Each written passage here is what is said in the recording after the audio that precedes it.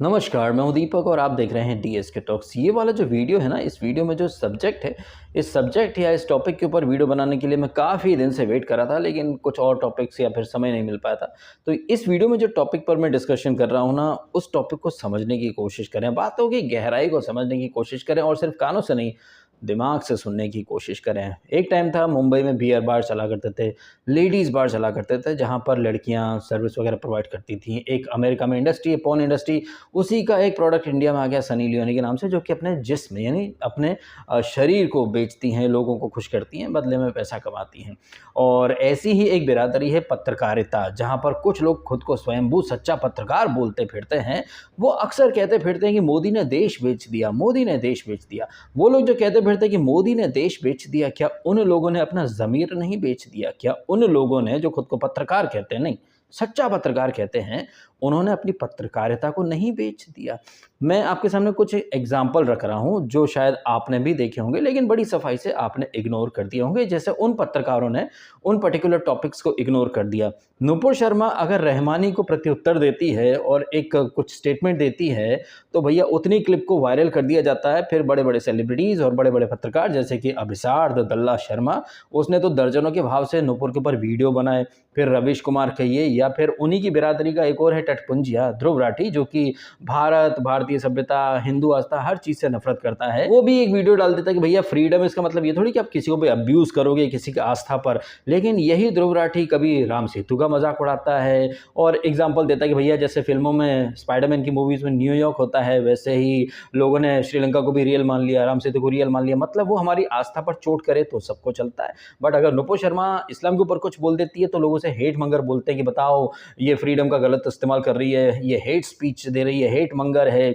अभिसार कहिए या फिर अपोजिशन के जितने भी गुलाम मीडिया हाउसेस हैं, सब के सब ने नुपुर शर्मा के ऊपर बहुतायत से वीडियोस डाले, पोस्ट करे, ट्वीट करे, दुनिया जहां की उन्होंने गुस्सा प्रकट की। हालांकि नुपुर शर्मा जो थी, उसने रहमानी को एक पलटवार किया था, लेकिन अभी थोड़े दिन पहले उदयनिधि स्टैलिन ने तो पूरी सनातन संस्कृति को नष्ट करने की, नाश करने की और सनातन धर्म को डेंगू मलेरिया से कंपेयर कर दिया। क्या ये एक अब्यूज़ नहीं है? क्या ये एक हेट स्पीच नहीं है? क्या इसके ऊपर वीडियो नहीं बनाया जाना चाहिए? ऑफकोर्स बनाया जाना चाहिए। लेकिन वो लोग जिन्होंने नुपुर के ऊपर या फिर बीजेपी के नेता को स्टेटमेंट दे दें, तो फिर वो बहुत जल्दी वीडियो डाल देते हैं। जैसा कि आप खुद अपनी आंखों के सामने देख सकते हैं, दानिश अली को अगर भिधोड़ी कुछ बोलता है तो भिधोड़ी के ऊपर फट से वीडियो बन जाते हैं, नुपुर शर्मा के ऊपर फट से वीडियो बन जाते हैं। लेकिन दानिश अली का दूध पीता बच्चा है या दूध का धुला हुआ है, क्या इसने मोदी जी को कुछ नहीं बोला? ये दानिश अली जो वंदे मातरम नहीं बोलेगा, जन गण मन पर खड़ा नहीं होगा, ये दानिश अली लोगों को सही लगने लगता है। ये लोग स्टैलिन के ऊपर कुछ नहीं बोलेंगे, ये दानिश अली को कुछ नहीं बोलेंगे, फिर बोलेंगे बीजेपी नेताओं की हेट स्पीच पर बड़े नेता चुप क्यों हो? सो कॉल्ड बड़े बड़े पत्रकार तुम भी तो चुप हो। स्टैलिन के ऊपर, दानिश के ऊपर, ओवैसी की हेट स्पीच या फिर ममता बनर्जी के यहाँ क्या क्या होता है उस पर तुम सब भी तो चुप हो। तुम्हें अपनी चुप्पी दिखाई नहीं दे रही है, लेकिन बड़े बीजेपी के नेता नुपुर पर क्यों चुप हैं? क्या पप्पू महाराज ने स्टैलिन के ऊपर कुछ बोला? नहीं, वहां पर वो भी नहीं बोलेंगे। अब जाहिर तौर पर वो लोग जो दूसरों को गोदी मीडिया बोलते हैं, उनके खुद के पप्पू महाराज ने कुछ नहीं बोला स्टैलिन के ऊपर। या बिहार में आए दिन रामचरितमानस का उपहास करते हैं तमाम नेता, लालू पुत्र वगैरह। तो जब वो लोग हिंदू धर्म के ऊपर अनाप शनाप बयान देकर के पतली गले से निकल जाते हैं, तो उसी तरह उनका जो गुलाम मीडिया है वो भी अपने मालिकों के पदचिन्हों पर चलेंगे, लेकिन दुनिया को दिखाएंगे कि हम सच्चे पत्रकार हैं। यही नहीं भाई साहब, इनका दोगलापन देखिए। ये अभिसार जैसे दल्ले जो खुद को सच्चा पत्रकार बोलते हैं, इन्होंने अपने YouTube चैनल पर मेंबरशिप इनेबल कर दी है। मेंबरशिप का नाम है क्या? ट्रुथ। बताओ, ऐसा अभिसार जिसका सच से कोई वास्ता ही नहीं है, वो ट्रुथ के नाम से मेंबरशिप ले रहा है 29 रुपए। फिर करेज है भाई साहब 300 के ऊपर, फिर 1500। और यही नहीं, इसने तो एक अपना बॉलीवुड टाइप का चैनल भी शुरू कर दिया, वहां तो 2800 रुपए हर महीने अपने ऑडियंस से लेता है। और वो ऑडियंस जो कहती फिरती कि भैया दूध खरीदने के पैसे नहीं है, पनीर नहीं ले सकते, वो लोग अभिसार, रवीश, आरफा, रोहिणी, पता नहीं इनको हर महीने मेंबरशिप भी देते फिरते हैं। क्यों? क्योंकि ये अभिसार, रवीश, राठी ये हिंदुओं को गाली देते हैं, ये मोदी को गाली देते हैं, बीजेपी को गाली देते हैं।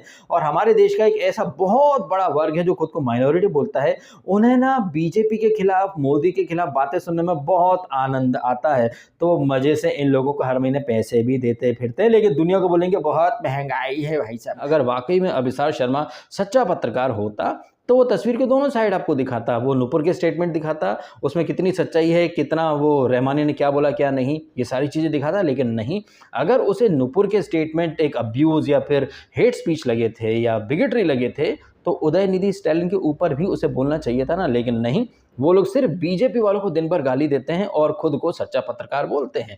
तो वो लोग जो दूसरों को गोदी मीडिया बोलते हैं, दूसरों को अंधभक्त बोलते हैं, दूसरों को नफरती बोलते हैं, क्या वो खुद दूध के दूल्हे हैं? अगर उन्हें नुपुर का स्टेटमेंट गलत लगा था, तो उन्हें उदयनिधि स्टैलिन का भी स्टेटमेंट गलत लगना चाहिए, क्योंकि अभिसार शर्मा या रवीश ये तो खुद को निष्पक्ष बोलते हैं ना। अगर ये निष्पक्ष हैं, तो भाई साहब इन्हें दोनों साइड के ऊपर वीडियो डालने चाहिए। लेकिन नहीं, उनकी जाहिल ऑडियंस भी उनकी हाँ में हाँ मिलाती है।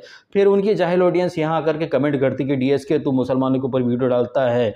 कभी उन जाहिलों ने अभिसार या फिर रवीश या इन लोगों से पूछा कि तुम हवन का मजाक उड़ाते हो, हिंदू आस्था का मजाक उड़ाते हो, कभी इस्लाम का मजाक उड़ा करके दिखाओ? नहीं, वहाँ ऐसा नहीं होगा। वहाँ तो बल्कि और ज़्यादा वो ज्वाइन के नाम पर, मेंबरशिप के नाम पर उन्हें फंड वगैरह भी दिया जाएगा। और ऐसा ही फंड पर पलने वाला एक और है रवीश कुमार। रवीश कुमार 2019 में राघव चड्ढा के साथ एक इंटरव्यू कर रहा था, जहां पर राघव चड्ढा ने कहा था कि वो आम आदमी पार्टी का सबसे गरीब नेता है, जो साल के महज 2.5 लाख कमाता है। अब वो रवीश कुमार जो खुद को सच्चा पत्रकार बोलता है, जो आए दिन कहता रहता है देश की जीडीपी डाउन है, करप्शन है, भ्रष्टाचार दुनिया भर का, क्या उस रवीश कुमार को अब शर्म आ रही है क्या? ध्रुव राठी के कुछ एक वीडियो मैंने देखे, जहाँ पर वो कह रहा है बीजेपी के लोगों को शर्म आनी चाहिए। क्या गर्दुल्ले राठी को शर्म आती है? वो हिंदुत्व के ऊपर तो बहुत कुछ बोल देता है, इस्लाम के ऊपर बोल के दिखाए, और कांग्रेस के लोग या फिर रवीश के ऑडियंस को शर्म आती है? वो रवीश जो खुद को बोलता है कि सच्चा पत्रकार है, क्या उसने राघव चड्ढा से सवाल करा कि राघव चड्ढा 2019 में तुम सिर्फ 2.5 लाख रुपए साल के कमाते थे, तुम्हारी शादी में अभी करोड़ों का खर्चा कैसे कर दिया?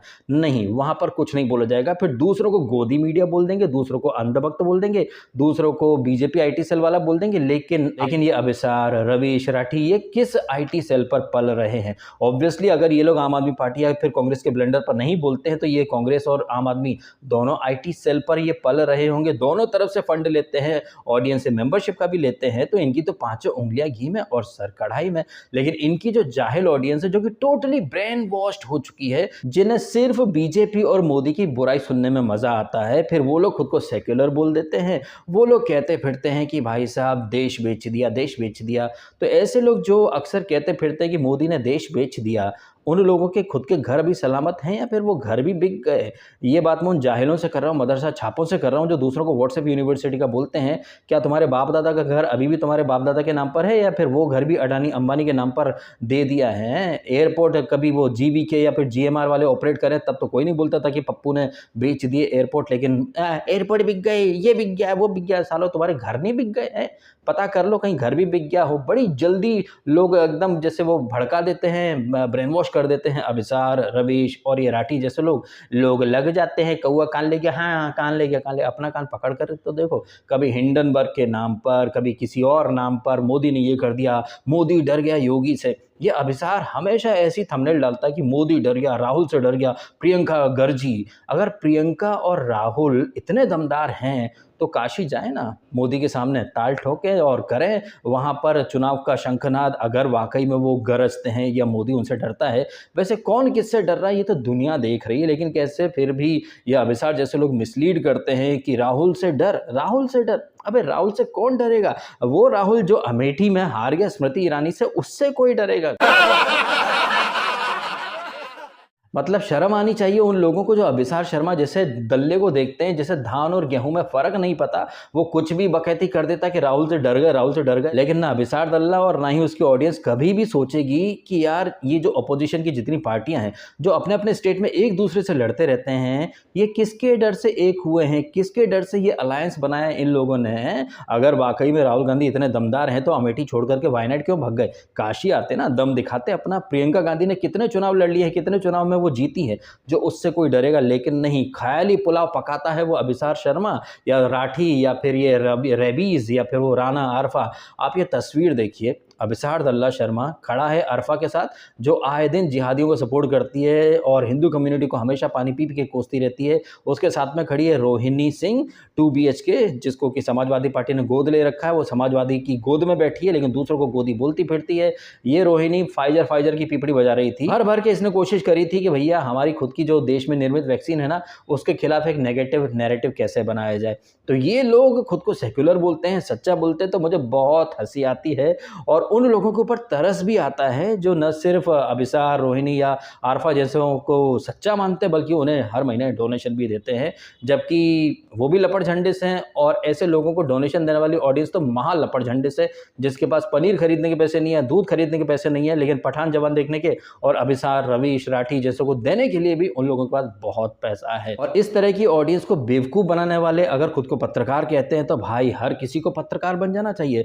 पत्रकारिता हो तो ऐसी हो जो सिर्फ मोदी को गाली दे या फिर अडानी अंबानी को गाली दे। ये लोग कहते हैं अडानी अंबानी, अडानी अंबानी। अडानी अंबानी को अगर ये लोग हटाना चाहते हैं तो लेकर के किसको आएंगे? सोरोस को या फिर चाइनीज़ इंडस्ट्रियलिस्ट को। मतलब अपने देश के इंडस्ट्रियलिस्ट इन्हें पसंद नहीं है, इन्हें पसंद है बाहरी मुल्कों के सोरस टाइप के लोग जो हमारे देश में आ जाएं। वैसे हमारे देश में तो अंग्रेज भी आए थे व्यापारी बन के। मतलब आप खुद देख लीजिए, ये जो बातें मैं कह रहा हूँ ये ऐसा नहीं कि हवा में बातें कर रहा हूँ। कभी अडानी को गाली देंगे, अंबानी को गाली देंगे, लेकिन चाइना के खिलाफ एक शब्द नहीं बोला जाएगा। दिन रात मोदी योगी बीजेपी, इन्हें गाली दी जाएगी। और राहुल से डर गए, प्रियंका से डर गए। अबे वो किस लायक हैं? साला अपनी पुश्तैनी सीट तो बचा नहीं पाया, उससे डर लगेगा किसी को। और इनके लपट झंडिस मदरसा छाप ऑडियंस उनकी बातों में आ भी जाती है। क्यों? क्योंकि वो लोग भी मोदी से, बीजेपी से नफरत में अंधे हो चुके हैं, जबकि वो सिरे से भुला चुके हैं। अगर कोई नया ब्रिज बनता है, नया रेलवे स्टेशन बनता है, नया एयरपोर्ट जो बन रहे हैं, वो सिर्फ हिंदुओं के लिए तो नहीं है, वहाँ तो हर कास्ट के, हर धर्म के लोग आ रहे हैं, जा रहे हैं। डेवलपमेंट होता है तो उसका फ़ायदा सबको मिलता है, लेकिन फिर भी लोग नफरत में इतना अंधे हैं कि सिर्फ और सिर्फ जैसे ये अभिसार, रबीस और ये सब बोल देते हैं, वो वैसा ही भौंकने लगते हैं उनके मदरसा छाप जिहादी ऑडियंस भी। सीधी सी बात है भैया। मैं अपने शब्दों में कोई लाग लपेट या कोई डिस्काउंट नहीं देता हूँ। जब आप दूसरों को अंधभक्त बोल सकते हैं तो आप भी चमचे हुए। आप दूसरों को गोदी बोल सकते हैं तो आप भी किसी के गोदी हुए। अगर आपको लगता है कि हम सब बीजेपी IT सेल वाले हो गए हैं, तो हमें भी लगता है कि आप सब आपिया IT सेल वाले हो गए हैं, क्योंकि आप लोग कभी आम आदमी पार्टी के करप्शन, भ्रष्टाचार के ऊपर कोई वीडियो नहीं डालते हैं। आपको नुपुर शर्मा दिखती है, लेकिन आपको स्टालिन नहीं दिखता है, ओवैसी नहीं दिखता है, रहमानी नहीं दिखता है। आप कहते हैं जय श्री राम का नारा लगा करके या फिर गाय का नाम लेकर के लोगों के साथ मोब लिंचिंग हो गई है, तो नबी का नाम लेकर के लोगों के गले काट दिए गए हैं। आप तस्वीर का एक साइड दिखाएंगे तो हम तस्वीर का दूसरा साइड दिखाएंगे। चलिए इन्हीं बातों के साथ ही वीडियो खत्म कर देता हूं। आपने समय निकाला, वीडियो देखा, आपका बहुत बहुत धन्यवाद। Thank you so much.